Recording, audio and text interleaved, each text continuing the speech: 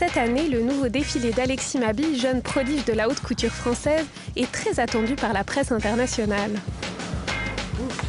Après des collaborations avec Dior, Ungaro ou Nina Ricci, il présente 21 créations pour confirmer sa notoriété.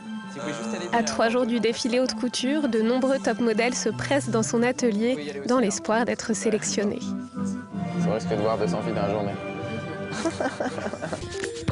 Aujourd'hui, on choisit les filles pour le défilé couture. Donc c'est ce qu'on appelle un casting, tout bêtement. Et on voit toute la journée des filles de différentes agences qui viennent un peu du monde entier. Le choix va être difficile. Un limite faster. Mais au fait, quels sont les critères ? Pour la couture, on cherche des filles très grandes. Et ensuite, ça dépend de plein de choses. C'est-à-dire que c'est le charme d'un visage, une émotion, la manière dont elle marche. Si elle est à l'aise ou pas sur les talons aussi, parce qu'on va avoir des talons très hauts sur la collection. C'est tout ce genre de choses, de réagir à quelqu'un qui vous fait un petit peu fantasmer. La fille après, mais pas encore. Okay. Ces jeunes filles déjà habituées aux couvertures de magazines et au luxe sont aujourd'hui sans maquillage et sans artifice, prêtes à passer sous le regard affûté d'Alexis Mabille. On va beaucoup pour un choix extrêmement restreint. La sélection sera donc drastique. Une vingtaine.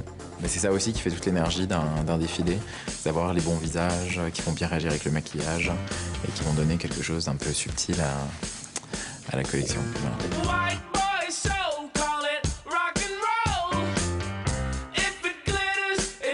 Comment choisir les 21 mannequins qui incarneront les 21 robes de son défilé alors que celles-ci ne sont toujours pas finies ? Et au fait, où en est l'emblématique robe nœud dont nous suivons la création depuis 4 mois ?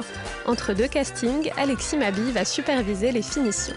Tu veux le mettre au mannequin d'abord peut-être ? Ouais. Ben, tu prépares et puis je regarde tout à l'heure. Ok, ça marche. Je vais pas loin. Alexis Mabille cherche le physique qui pourra magnifier le bustier de la robe nœud. Un décolleté pas évident à trouver chez les mannequins filiformes. Pour la couture, on est assez calibré sur un certain type de mensuration en fait. Très élongées, assez grandes, qui ne sont pas forcément des filles très minces. Pour une robe bustier, c'est joli d'avoir une belle poitrine. Donc c'est bien de voir vraiment le corps de la fille. Et en fonction de ça, justement, après, quand on attribuera les robes, on prendra certaines filles pour aller d'un certain type de vêtements. Les filles viennent du monde entier pour postuler. Where are you from? Where are you from? Canada? Dans le monde, il y a des physiques assez extraordinaires un peu partout, donc c'est assez chouette de voir tout le monde. Et puis après, on compose aussi en fonction du casting, on voit qui on va mettre dans quelle robe et comment ça va évoluer. C'est un jeu de contraste ou justement d'harmonie entre une personne et un vêtement.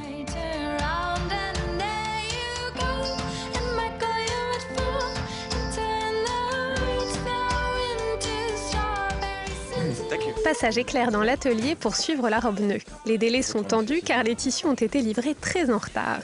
Or, chaque détail compte. La goutte, elle était un peu différente. Elle faisait pas cet effet-là, elle faisait une boucle complète si tu regardes la photo de sillage. Oui, c'est comme ça. À mon avis, le milieu est mal placé, le pli.